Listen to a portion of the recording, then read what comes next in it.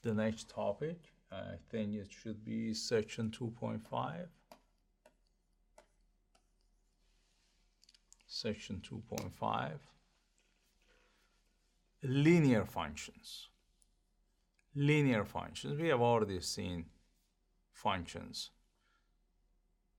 Y equal mh plus b. Now instead of y as a dependent variable, now you have f of h because we are talking about functions. Linear function can be expressed in the form of mx plus b. M and b are constant. Again, we know m would be the slope and b would be the y-intercept. Some uses of linear function is simple depreciation, which is used in accountancy, linear supply and demand function, which is used in economics, linear cost, revenue, and profit functions, which is used in economics, microeconomics, and also some management science classes. So first, we're going to talk about simple depreciation, using this for simple depreciation. Okay? Simple depreciation. A computer with the original value of $2,000 is linearly depreciated to a value of $200 after 4 years. Find an equation for the value V of the computer at the time of t. So what we are doing is we are trying to find V as a function of t, the value as a function of time. So V of t, if we want to have a linear, a simple depreciation, so we should end up as m times t plus some constant. Okay? Now, we know how to do this. In order to find the slope of this line or linear function, you have to find two values, v2 minus v1, for different times. So you need 2 points. And that's how you find the slope. So let's put a t-table and put t here and put the value here. So what do we know? We know the original value of the computer is $2,000. So at the time of 0, now, before time starts moving, the value is $2,000. We know when time goes to 4 years, the value becomes 200. So when t is 4, the value is $200. So given this is like T1, V1, T2, V2. I can plug it into this equation. V2, 200, minus V1, 2,000, divided by T2, 4, minus T1, 0. So that would be equal to 200 minus 2,000 is 1,800. 1,800 divided by 4 is what? 450, right? So that would give me the slope, right? Again, remember that t is on the horizontal line and v is on the vertical line in this example. So where is the y-intercept? B, right? When t is 0, right? When t is 0,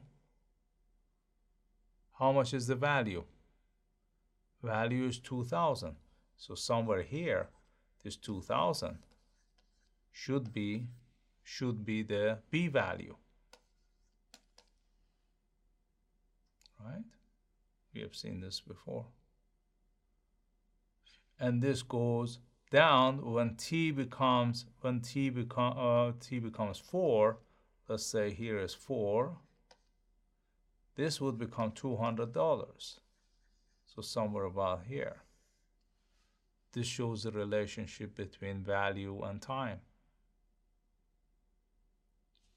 The equation of this line, v of t, would be equal to m, which is 450, times t, plus, I'm sorry, it's minus, so did I make it? Yeah, here is a minus, so it's minus 450.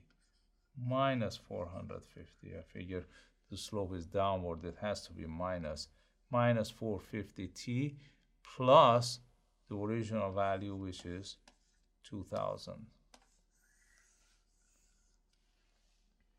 right? So for any given value for t, I can figure out the value of the computer as long as t is between 0 and 4. That would be the domain of this function. The domain of this function is between 0 and 4. It's not defined beyond that. It's not defined in the negative time, right?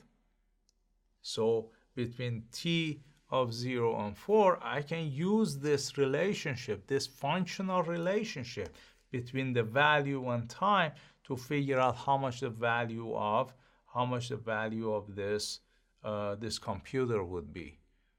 So 2 years from now, how much is the value of this computer? I say v of 2 would be equal to minus 450 times 2, times 2 plus 2000. That would be minus 450 times 2 is 900, minus 900 plus 2000. That would be equal to $1,100. That would be $1,100, right? Then after 2 years, the value of this computer would be $1,100. That would be, by the way, somewhere on this function, on this line, okay?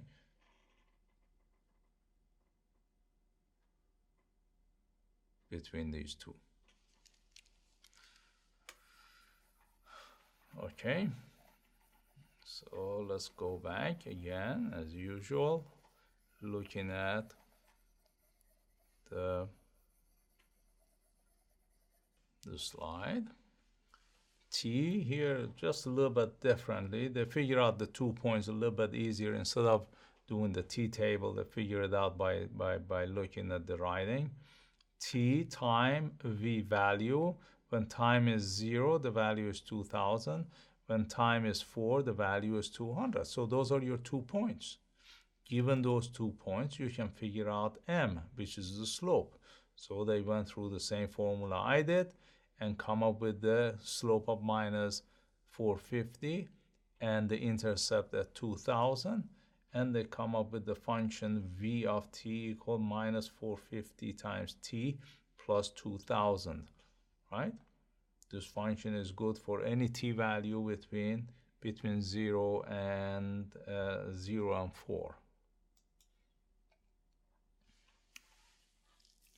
Another application, as I said, is for cost, revenue, and profit functions. So here is an example for cost, revenue, and profit function.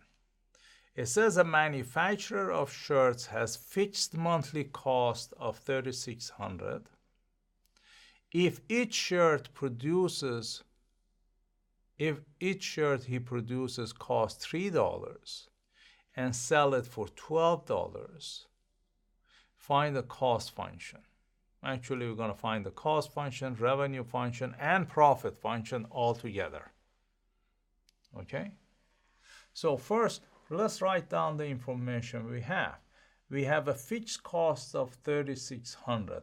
So I'm gonna put here fixed cost of 3,600. It has variable cost of $3 per shirt. That is called the variable cost of $3. And it can sell it for $12. So that means price is equal to $12. Now, to find the cost function. Cost has two components. Cost as a function of quantity. X is quantity here. Number of shirts he produces. C of X has two components. One is fixed cost. The other one is variable cost. Variable cost as a function of X. So fixed cost is 3,600 plus variable cost is $3 per shirt. So $3 times X. So cost function is 3X plus 3,600, if you will. That's the cost function, right? I can plug in for X any number of units produced, and I can figure out how much his total cost would be, or the cost function would be. Next, the revenue function. Revenue as a function of number of units you sell equal price times the number of units you sell. Price is $12 times X. Therefore, revenue would be 12X. Done. That's the simplest one, right? That's revenue. Profit, I'm going to show profit with a pi of X. This is profit, right? Profit function. Profit is the difference between revenue and cost. Revenue is 12X minus cost is, this is the cost, 3X plus 3,600. So that would be equal to 12X minus 3X minus 3,600. So it would be equal to 9X minus 3,600. This is the profit as a function of X. So that's the cost. This is revenue. And that is the profit, right? So I can figure out how much profit he would make by plugging in for X the number of shirts he produces, right? Let me say something else here. There is also break-even analysis. Break-even is when revenue equal your cost, your total revenue equal your cost. So at break-even point, you break even, your profit is equal to 0. So if this problem asks me, what is the break-even point? That means at how many units this company, this manufacturer breaks even. That means at how many units of shirts this manufacturer would make zero profit. So all I have to do is put the profit equals 0. If I put this profit equals 0, then 9X equals 3,600. Then X equal to 3,600 divided by 9, right? Equal to what?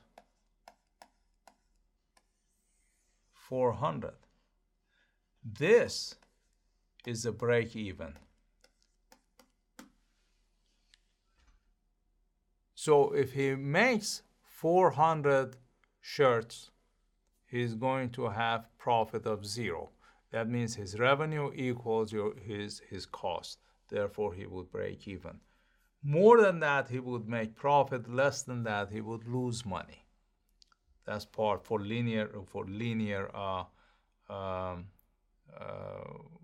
linear cost revenue function. We can say that.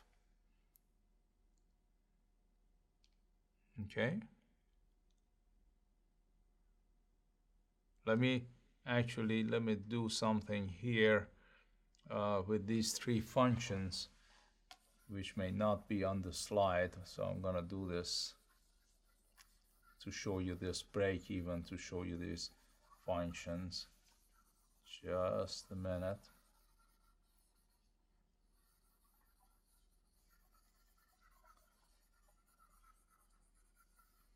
Okay, if I was going to show the cost here, let's say I'm gonna put X, the number of units on this axis, and here $sign. So I will put the cost, revenue, and profit, everything on this function. So the cost function starts at the intercept of 3600. So let's say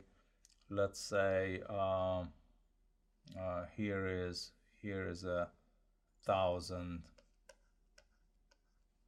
Here is 2,000. Here is 3,000. Here is 4,000. Okay, and so on and so forth. Starts at the intercept of 3,600. 3,600, let's say it is about here. And it goes up at the slope of 3, positive 3. So it goes up like so. This is my cost function. I am not going to find it exactly how much it is. That's my cost function. My revenue function is 12x. The y-intercept here, since there is no value of b, like this one, 3,600, there is no value. That means to start from here, start from the origin. And it goes up at 12. It goes up with the slope of 12. Now I see 12 is greater than 3, so that means it's going up faster. It's going up at the faster rate. So if I want to show the revenue, is gonna be going from here and it's gonna go very steep. This would be my revenue. The point where they intersect each other, that means the cost and revenue are equal. That means profit at that point is 0. That point is what I found here. It is at 400 units. You see, at any value of x less than 400 units, such as say 200 units, my revenue is here. My cost is here. So cost is higher than revenue. So I'm losing money. I would have a loss. For any point above 200 for x, such as whatever number this is, I come up, my cost is here, my revenue is here. So revenue is higher than cost, therefore I would be making profit. That's why I said this break-even analysis is very important, because it tells you that if you make fewer than that many units, you would lose money. In order to make economic profit, to make profit, you have to make more than that 400 units. So that's the graphical representation of these functions. They will have it in the book, similar to this. But it may not be on the slides. That's why I decided to draw it for you. C of x, the cost function, 3x plus 3,600. We had that, where x is the number of shirts produced or quantity produced. Revenue function is 12x, where x again is the number of shirts sold, is Q or quantity. Now it says specifically here, find the profit of selling 900 shirts. 900 shirts. So if you, there it is, you find the profit function, which would be 9x times minus 3600. Now evaluate this at 900. This profit function evaluated at 900. By the way, they're using P for profit and I use pi for profit. Doesn't make any difference. So evaluating this function here, evaluating this function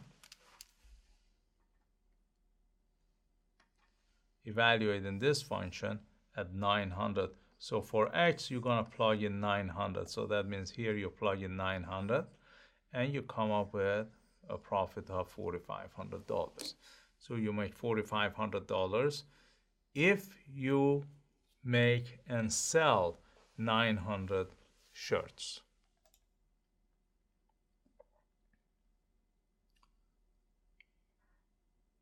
This is the same problem with a little bit of change. A manufacturer of shirts has a fixed monthly cost of $5,000 now.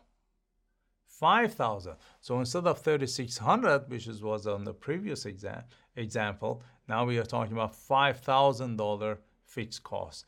If each shirt costs $3 and sells for $12, same thing, find the cost function, right?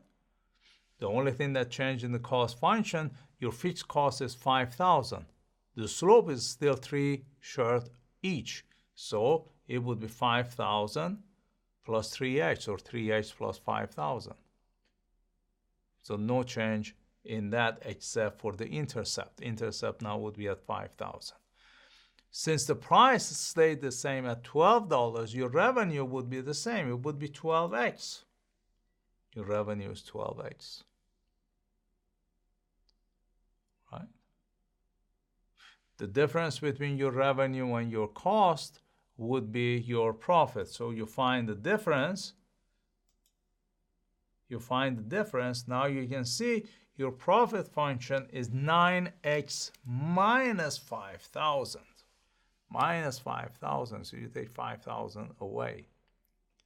So the profit for 900 shirts, you would assume it would be less, because now fixed cost instead of 5,000, what is being subtracted is more than the 3,600. So, and you can see that clearly your profit is $1,400 less than before. The $1,400 difference comes from the fixed cost between 5,000 and 3,600. That's where the $1,400 is. So this one is $3,100 in profit instead of 4,500. You see the difference here is, which is the same as the difference between 5,000 and 3,600. $1,400. That's where the $1,400 come from. Another application of linear function had to do with demand and supply, right? Before we get to the demand and supply, we talked about intersection of two lines. So here we have two lines, L1 is one of them, with the slope of M1 and intercept at B1. The second line is slope of M2 and intercept at 2. It says M1, M2, B1, B2 are constant, right? The slope and the intercept are constant. We already know that should be case. Find a point x, y, the coordinates of a point that satisfies both equations. That would be the intersection of the two. The point that satisfies both equations, that would be the intersection of the two. So here you have L1 apparently with a positive slope. That means M1 is positive. L2 is going down, so it's assuming that B2 is negative. So if I wanna put some number here, this is actually my B1, this is my B2, and the slope here, the slope of this one is M1, which is positive, greater than 0, and M2 which is negative, right? Now this intersection would satisfy the coordinates of this intersection, which is h1 and h2, whatever that now, y2, y1, I'm sorry, h1 and y1.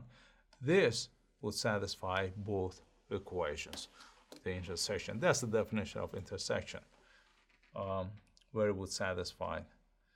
So you solve the system for the value of x and the value of y, which would be the intersection of the two. We're going to see this in these two functions. On the one hand, we are saying y is equal to 4x minus 7, right? 4x minus 7. And the other one, it is minus 2x plus 17. Right? To solve for the intersection of these 2 points, since the left-hand side are equal, y and y are equal, then the right-hand side has to be equal. So 4x minus 7 should equal minus 2x plus 17. Take the minus 2x to this side, it would be 4x plus 2x. Take the 7 to the other side, it would become positive 7 plus 17. 6x equals 7 plus 17 is 24. X therefore is equal to 4. Right? When x is 4, how much is y? I can plug in 4 to any of these equations and find the value of y. Let's do it with the first one. It would be 4x, it would be 4 times 4 minus 7. So y would be equal to 16 minus 7. Y therefore is equal to 9. So the point with the coordinates of 4 and 9 is where the intersection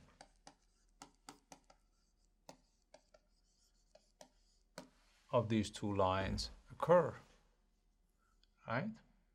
If I was going to estimate and graph this, here is x, here is y.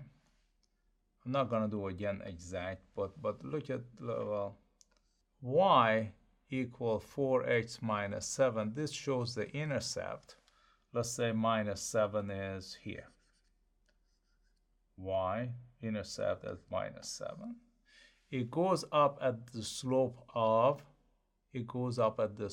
4, right? So it goes up, let's say, like so. By the way, it crosses the x-axis. Where y is 0. So that cross would be, to find this cross of the x-axis, I would set this equal to 0. So 4x minus 7 equal to 0. 4x equals 7. X equal to 7/4. So this is 7/4. Right? Almost 2, a little bit less than 2. And I have these 2 points are connected. I have the first line, my L1, the first one. For L2, the y-intercept is at 17. Well, if this is 7, I assume 17, change the color. 17 would probably be here. Right? Where would it hit the x-axis? Well, again, I do the same thing I did here, at the point where y is 0.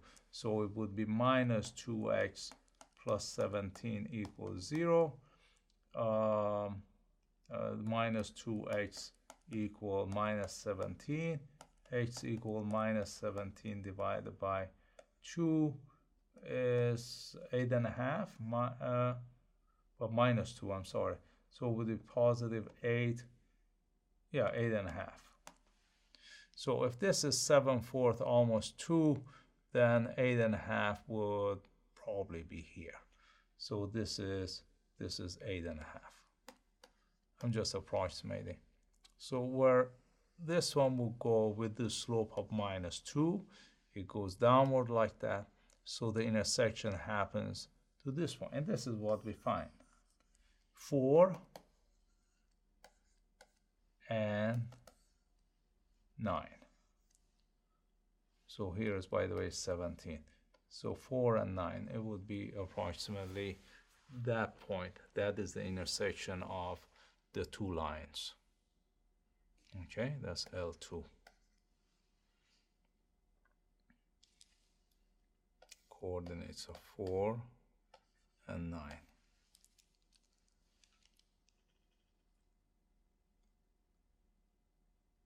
Okay, so one has a positive slope. The first one, L1, has a positive slope going upward.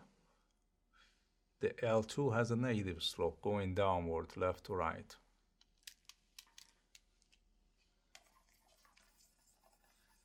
Okay.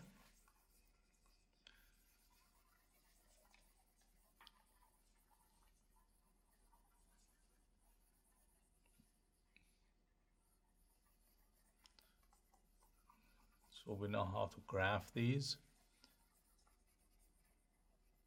the lines at least, and then we talked about the nonlinear one in the next section.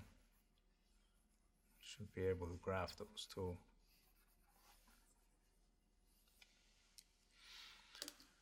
Let's see what we got.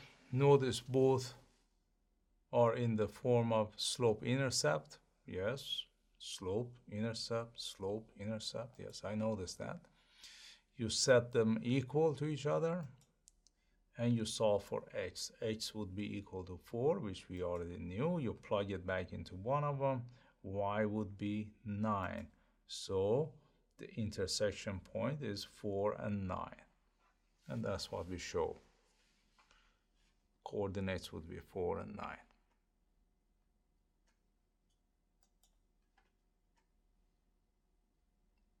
Now this one we already talked about, the break-even level of operation in production, profit and no loss.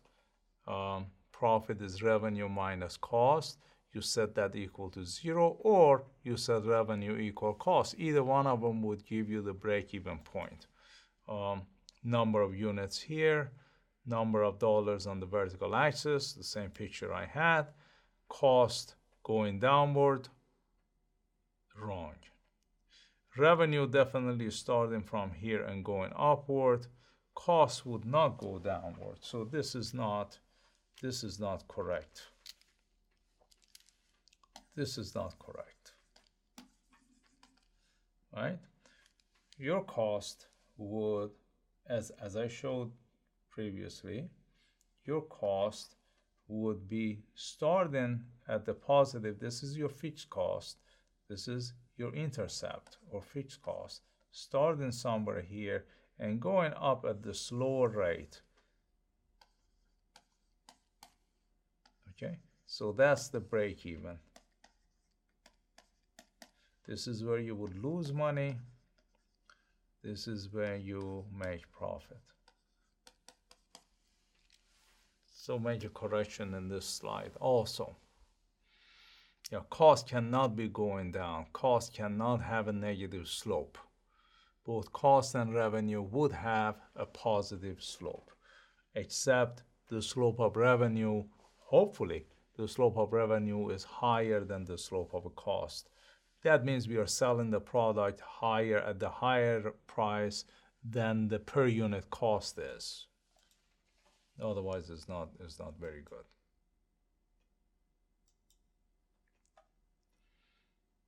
So we did this already. Find at 3,600, find the break even. We did it earlier. You set the cost and revenue equal. The break even is at 400, right?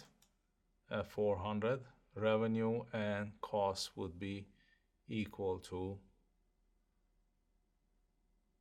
Cost would also be 4,800, right?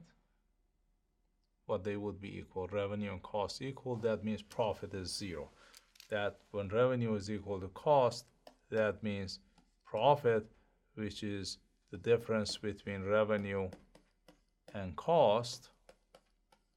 If these two are equal, that means profit is 0.